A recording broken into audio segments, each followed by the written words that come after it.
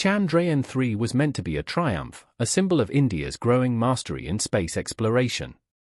It landed where no other nation had dared to go, the moon's shadowy and ancient South Pole. But after the images came back, after the first soil scans were transmitted to Earth, the celebration began to fade, replaced by silence, then whispers, and finally a warning. This isn't science fiction. This isn't a conspiracy theory. This is what happens when the most advanced rover ever sent to the moon uncovers a material that defies physics, and something even stranger lurking beneath the surface. Let's break down the impossible discovery that has shaken the global scientific community and forced one Nobel mind to say, "We are not ready."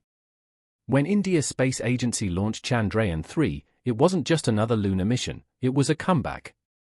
A direct successor to the failed Chandrayaan-2 landing attempt in 2019. This time, everything went right. The Vikram lander touched down with flawless precision near the moon's south pole, a region permanently cloaked in shadow, colder than Pluto, and untouched by any nation's probe until now. Why the South Pole? For decades this region had been the holy grail of lunar science. Radar scans had hinted at ancient water ice, minerals locked in craters, and perhaps signs of a deeper mystery. But until now, no one had dared to land there. The terrain is treacherous. The light, unreliable. The temperatures, deadly. But ISRO did it. And with it, India joined an elite group of spacefaring nations. The mission's early data confirmed what scientists had hoped: frozen water, silicate-rich dust, and useful metals like magnesium and aluminum. A perfect recipe for future moon bases. But buried beneath those early headlines was a darker, more unsettling discovery, one that never made it to the press. As the Pragyan rover rolled across the powdery regolith, it began scanning the moon's surface with state-of-the-art spectrometers.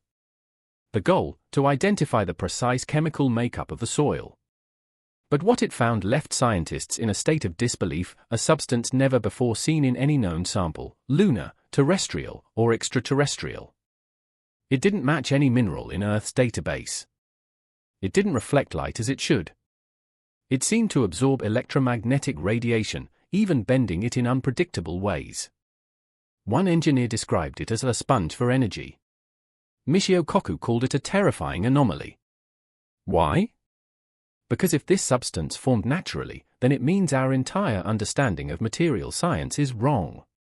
But if it didn't form naturally, that means someone, or something, placed it there. This discovery alone would be enough to spark international crisis talks. But it was only the beginning. After the initial scans, ISRO activated Chandrayaan-3's ground-penetrating radar, designed to peer beneath the lunar crust. What it found sent shock waves through mission control. Beneath the rover's wheels, several meters down, a massive hollow void was detected. But it wasn't random. The radar returns revealed geometric formations, straight lines, symmetrical angles, repeating grids. The early diagrams looked less like caves and more like blueprints. Kaku, after reviewing the scans, described them as metallic, organized, deliberate, and likely ancient. To make matters more disturbing, the void was massive, large enough to house a small city. And then came the heat. Instruments began picking up strange thermal fluctuations, rising and falling with no solar input. The moon, geologically dead for billions of years, was showing signs of internal energy. Could it be residual heat from unknown materials? A functioning system? Or a still active artificial structure? For the first time, scientists began asking the unthinkable: did we just uncover an ancient alien base? Or worse, the forgotten human one? In the days following the underground scans, the Pragyan rover began to behave erratically. It stopped responding to commands. It sent back corrupted data packets. Its movement, once steady, became unpredictable. ISRO officials attributed this to mechanical stress. But off the record, insiders were not convinced. One anonymous engineer claimed the rover's malfunctions began precisely when it passed over the deepest part of the anomaly. Another suggested the unknown material may have created electromagnetic interference, disrupting the rover's systems. And then came the silence. Pragyan stopped transmitting. This was not just a hardware failure, it was a mystery layered on a discovery, layered on a warning. If what lies beneath the moon's south pole is ancient and still active, then every step we take may be triggering a system we do not understand. Michio Kaku has now called for a global coalition, urging that no nation act alone in exploring the anomaly. He warns, "We may have just awakened something not meant to be touched." As news of Chandrayaan-3 silence spread, governments around the world began paying close attention. The discovery of a mysterious substance, a geometric void, and the sudden blackout of the rover triggered international security protocols, usually reserved for nuclear events. High-resolution satellite imagery from other space agencies, NASA, CNSA, ESA, was quietly redirected toward the landing zone. Reports leaked that American military satellites picked up an unexplained electromagnetic anomaly just hours before the rover stopped transmitting. Meanwhile, Chinese officials requested emergency access to ISRO's raw data logs, fearing that whatever had been found might affect Earth's electromagnetic balance. Some speculated that the anomaly might even be influencing communication satellites or Earth's magnetic field. In closed-door meetings, the word containment was used. This was no longer just a lunar research mission. It had become a planetary security concern. In a twist no one saw coming, a team of independent archaeologists and astrophysicists compared the radar scan geometries with ancient Vedic star maps. The results?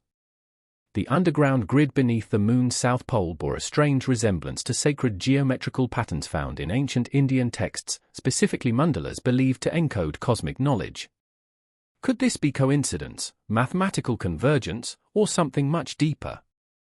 Dr. Rakesh Verma, a scholar of Sanskrit cosmology, suggested that the geometry found beneath the lunar surface matches the proportions of a symbolic gate described in the Rig Veda, a portal that leads to the place beyond the dark sky. While mainstream science remains skeptical, the similarities are now fueling a growing movement among philosophers and physicists alike that ancient civilizations may have known something about the moon's true nature. Something we're only just now rediscovering. New data has begun to surface, reportedly smuggled from ISRO's internal network by anonymous insiders. These files suggest that samples analyzed by Pragyan contained not just unknown compounds, but materials with photonic properties never before observed. The substance retrieved, or scanned, before contact was lost appears to be photonic negative. It not only absorbs light across all visible and infrared spectra but may be capable of bending or even cancelling electromagnetic fields around it. This behavior implies the material could be metastable, or even artificially engineered. One leaked description referred to it as optical dark matter. If confirmed, this would mean that the moon's south pole holds a material that interacts with light and energy in ways we previously thought impossible, a material that could, in theory, shield entire regions from detection or even cloak a structure from any kind of optical scan. If such technology exists, or existed, on the moon, then our understanding of physics is no longer theoretical. It's obsolete. With the world watching, and Chandrayaan-3 now silent beneath the shadows, the most terrifying question is not what we've found, but what happens next? What if the moon isn't just a lifeless rock, but a container? A vessel holding technology or information from a past so distant it predates known history? What if our probes, in their curiosity, have begun to unlock something that was never meant to be accessed again? What if the silence from Pragyan isn't a failure, but a warning? Michio Kaku's recent interview ended with a single chilling sentence. There are things buried in this universe we were never supposed to touch. And now, we may have touched one. The world waits. But the moon remains silent. Chandrayaan-3 was supposed to be a scientific milestone. A symbol of progress. A flag planted, not in arrogance, but in hope. And yet, what it uncovered may not be a triumph, but a threshold. Because what if the moon's south pole wasn't untouched by accident? What if it was avoided? What if beneath its frozen craters and eternal shadows, something ancient waits, silent, buried, and watching? Not a message. Not a sign. But a question? Will they come again? We built a machine. We sent it across space. And when it touched that place, we lost control. not just of a rover, but of the narrative.